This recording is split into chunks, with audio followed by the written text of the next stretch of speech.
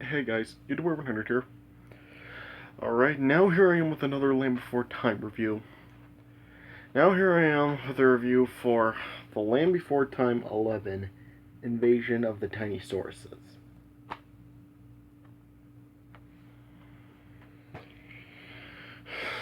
So like I told you in my last review, I really felt that the Great Longneck Migration was really when the films really should have came to an end. I felt that that would have been the perfect way to end it with Littlefoot reuniting with his father. But, yeah, that obviously, of course, didn't end up happening. Littlefoot decided to stay with his grandparents and his friends in the Great Valley. And then, yeah, it would then, lead to more of these sequels.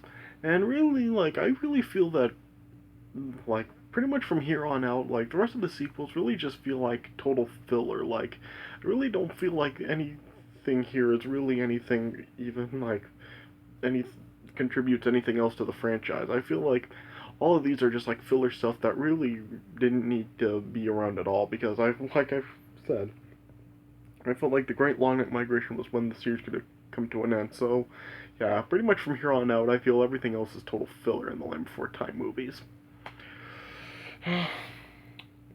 And really, gosh, I mean, I really don't care much for this movie at all. I mean, seriously, I feel like this was really when there was no more creativity put into the movies at all. Because it seems from here on out, it just has elements that we had already seen before in the films, and especially in this film. In here, I feel like we're just seeing a bunch of things that we've already seen in the franchise already. Because yeah, one of the things in this movie is that Littlefoot in this film is once again he's unhappy about how little he is, which we already saw in the Great Valley Adventure, and Littlefoot got over that, and he really wasn't got over how small he was, and yet here it's like he's just it's like that didn't happen, and Littlefoot's just going through that again. Why are we going through something we already went through before in a previous movie? Yeah, and it just seems like we have elements like that throughout this entire film. Because, yeah, in this film, of course, by the title, Invasion of the Tinysauruses, we have, this thing, the premise of this film is, there are, these smaller longnecks that apparently are hiding out underground in the Great Valley. And apparently, in this film, once, the residents of the Great Valley discover there are smaller longnecks in the valley. They're out trying to just find them and drive them out of the valley. And this is basically once again giving that message in the first movie about how really, well, not really the first movie, but basically in like multiple movies before, where any newcomers in the Great Valley are seen as this kind of just unwelcome and stuff. And gosh, I mean, why are we going through this again? I mean, didn't we already go through this in Secret of Stories Rock with Doc, and we a few other times in the series? I mean, there were seen that way with Mo in Dream to Big Water. They didn't want to help Mo because he was a different kind of creature. So yeah, why do they keep doing this? Why are they so unwilling to welcome any new sort of creature to the Great Valley? Why are they like this, and why are we seeing this again? Just, oh my gosh. And yeah, it just seems like we have elements of that through the whole movie. And plus, yeah, once again, we're greeted by kind of some new characters in this film that the kids end up befriending, and then with these smaller long necks. And why do they keep doing this? These, this is actually starting to get kind of old in the Land Before Time movies, where they meet a new character that becomes a big part of the whatever movie they're in, and yeah, the kids end up befriending them, but then by the next movie they're just gone. This is actually getting kind of old. It seems like we just go through movie after movie with all these new characters introduced in one movie, and then after the movie they're never seen again. It's really getting old. With Chopper, it's not really that. That's not the case with him because yeah, Chopper did make a reappearance on Mysterious Island. Plus he was also a character in the Land Before Time TV show. So yeah, not really Chomper, but look at everyone else. Like Hip and his friends. There's Allie. There's Doc. There's like Mr. Thicknose. There's Mo. There was of course like Littlefoot befriended Shorty, which was like one of the which his father was took in. So yeah, I mean they're doing all of these new characters that are introduced in one movie that the kids end up befriending, and even also in the Great Long Migration there was also Pat, and yet like Pat is not in this movie at all, and yeah, it's once again like the case where they're like the kids end up befriending like a new character, or well, in this case characters, and yet after this movie like they're never to be seen again. Like why do they keep doing this? This is actually getting really really old. And yeah, I just really am getting tired of seeing like these elements being used over and over, and especially here, like we're just seeing like elements that we already saw in previous movies just like being used over again. And so, yeah, I really don't like that about this film. And plus, this film has also got like some kind of subplot with apparently Sarah's father reuniting with an old friend of his, which is another three-horn who's a female named Tria. And in this film, like as it goes on, it's just showing like Sarah like just really is not giving Tria a fair chance because yeah, of course like Sarah's father like likes her and yeah, they like want to actually be with each other, but Sarah is just like not willing to give Tria a fair chance, and like every time like Tria tries to like be friendly with Sarah, Sarah just ends up like shrugging her off, and I just really can't stand that. Like Sarah is like actually really unlikable in this film because of that. And I just really can't stand when like movies or TV shows like do that.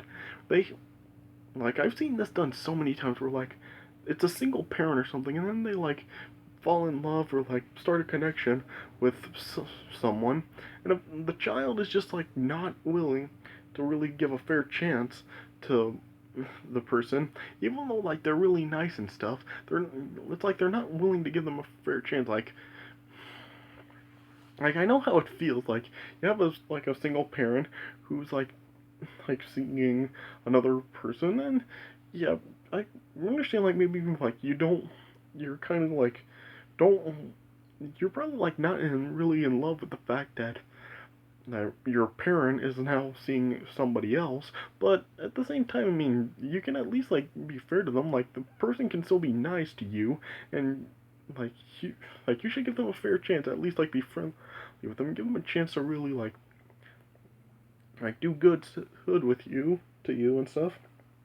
But Sarah is not like that here. Like she just like every time like Trio tries to be nice with Sarah in this film, Sarah just keeps shrugging her off and just like not giving her a fair chance. And I really can't stand that. Oh man, so yeah, but yeah, after like all my complaining like that about this, is there really anything good about this film? Well, I mean, the message that this movie does like send is like kind of relevant. Like this is like sending the message about like valuing life and stuff, and yeah, I guess like the message is relevant, and like every now and then in this film, like you do get like a funny moment sometime, and yeah, and like around the end of this film, like there is like a fight with sharp teeth around the end, which is I guess like kind of entertaining, but yeah, just because like all this these reused elements that we already seen before in previous films, and just like how unlikable Sarah is in this film, I just really don't care about this movie very much at all, and really just as Land Before Time movies, I really feel that this really doesn't do very much at all. I would probably give this film, I don't know, 2 stars out of 4. Just, yeah, I just really don't care about this film at all, and like I said before, I just really feel that this is where like the creativity just really stopped. So yeah, let me just get right into it. I'm probably just gonna zoom through it real quick because I really don't have very much to say about it.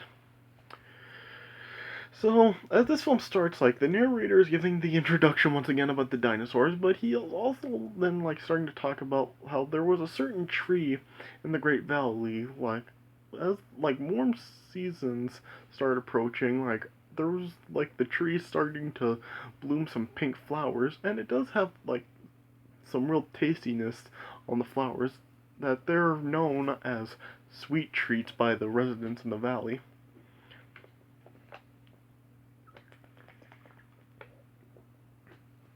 And apparently, like, every dinosaur in the valley wants a fair share of the sweet treats.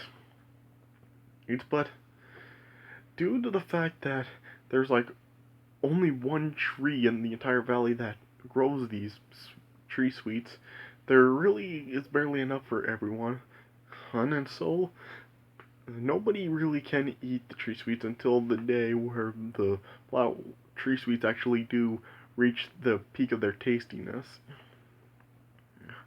And yeah, it shows that Littlefoot, Ducky, Petrie, and Spike are all like really eager to nibble the sweet treats. But then, like, as before they can actually get any, Sarah's father then like arrives, and he just told them about how every dinosaur in the valley really needs to wait to taste the tree sweets until the day comes. And, yeah, and then like Sarah actually did like reveal that, well, remind them all that she was really supposed to get the first tree sweet because she said that she was the first one to really find that tree in the first place. But when it was actually Littlefoot who really did find it. And then, yeah, Sarah then just started to tease Littlefoot about his size, that he's too little to actually reach this tree sweets. And then, yeah, Littlefoot was then just moping once again about his size and stuff, that he's so little and stuff.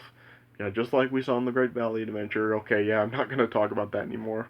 Yeah, I'll just like continue on. And then eventually, like Sarah's father then gets visited by Tria, and then like she starts to call Sarah's father Topsy. It's never actually revealed if that's really his name or if it's just a nickname that Tria came up with for him.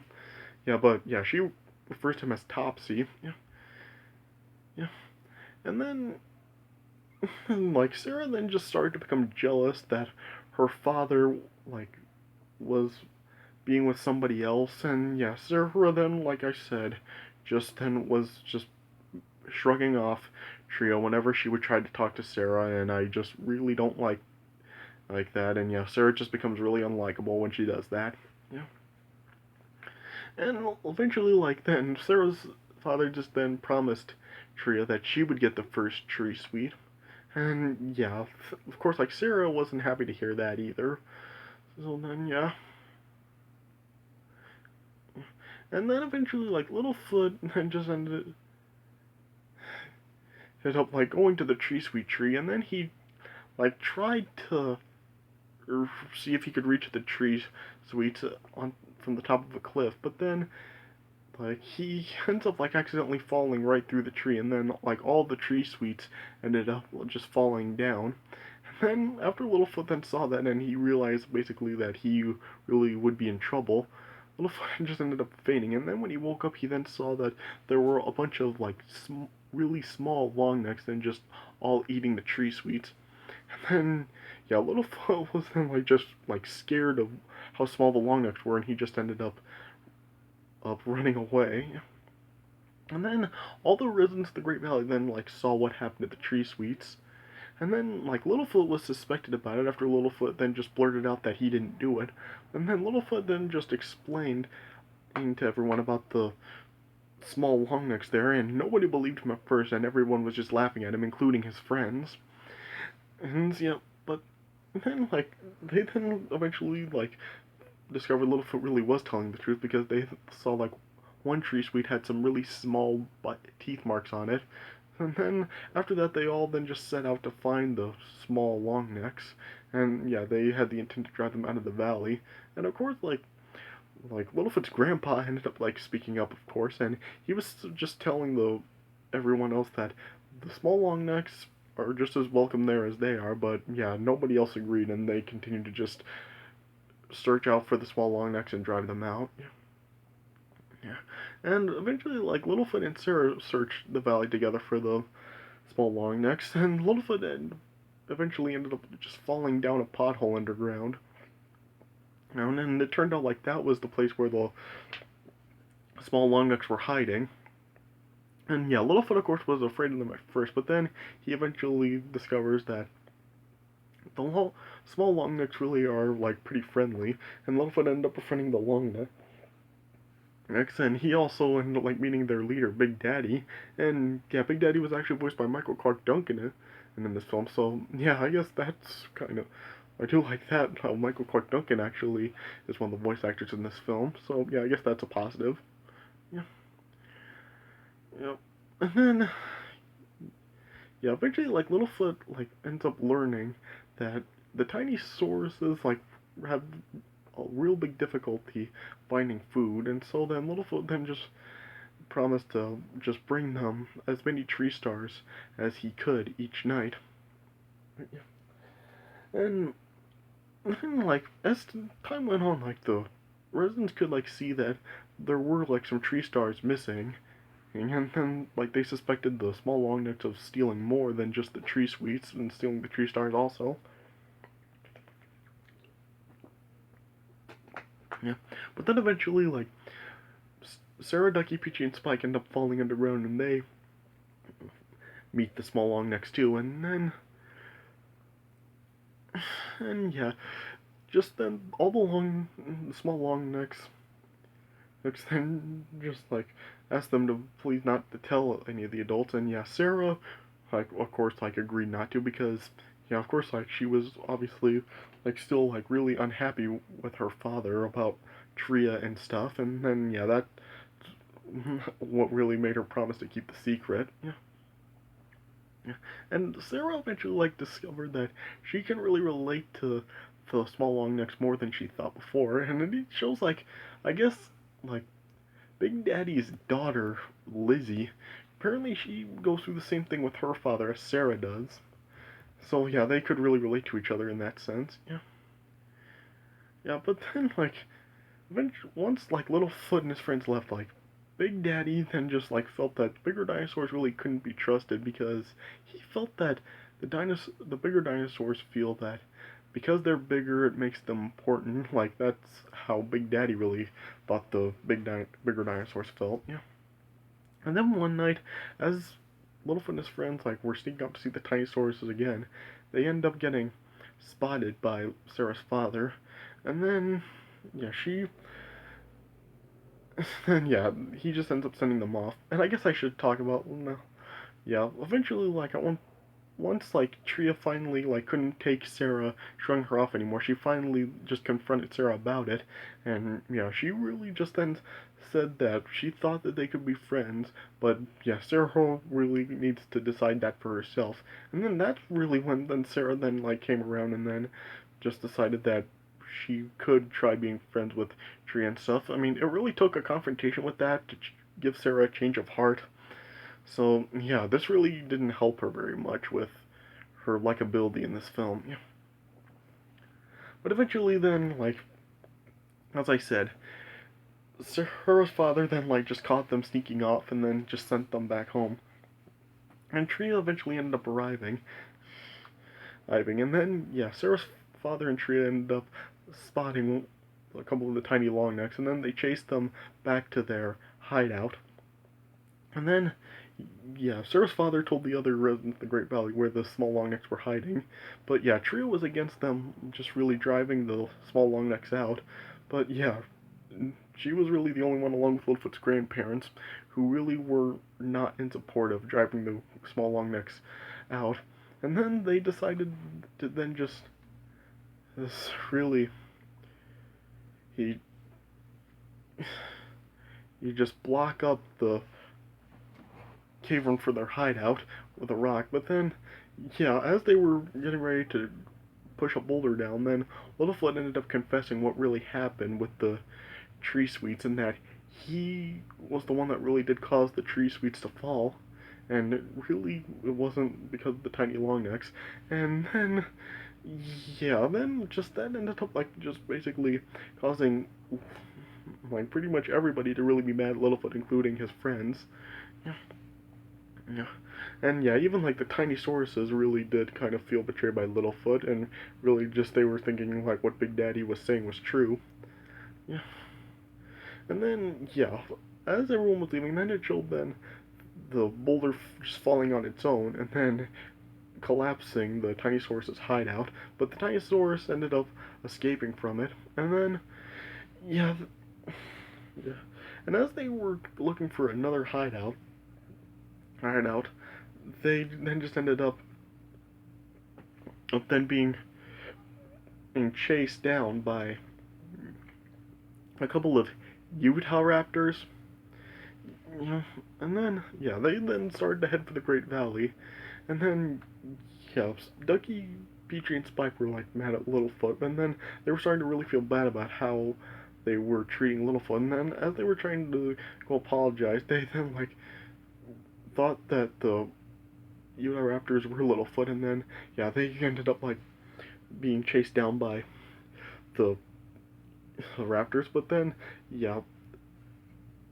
Tria then arrived and then protected the kids from the Raptors and fought them off, and then eventually Sarah's father also arrived to help, and then also then the Tinysauruses all then came back and helped too.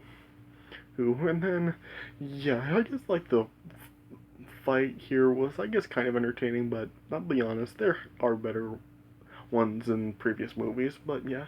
And then eventually then all the adults in the Great Valley arrived and then just scared the Raptors off. Yeah. Yeah.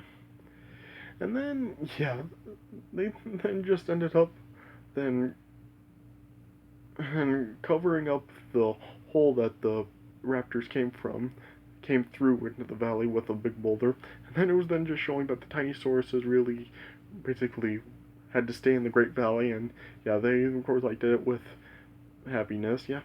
And then later on, then it showed then that it was like another time where then the tree with the tree sweets like bloomed again, and then the nibbling day then came, and everyone then just ate all the tree sweets, and then that's how the movie ended. So 2 stars out of 4, like I said. I mean, like I said, I mean, it just really doesn't have any creativity to it at all, and just really has elements that we had already seen before in the previous movies, like with Littlefoot complaining about his size, and just the like unwilling to accept the Tinysauruses, and just a bunch of other things. And Sarah's just really unlikable with the way she handles Tria and stuff. Just ugh. But I guess like some like I said, every once in a while there is a funny moment, and the fight with the shark teeth was still like entertaining, I guess. But really just not really that good of a Lane Before Time sequel, and really just really doesn't do a whole lot. So I really don't really recommend watching this very much. So this is so really just all I have to say about it. Just I really don't recommend it very much. Alright, so this is from my review of Land Before Time 11, Invasion of the Tinysauruses. I hope you guys enjoyed this review, so thanks for watching, and I'll see you guys later.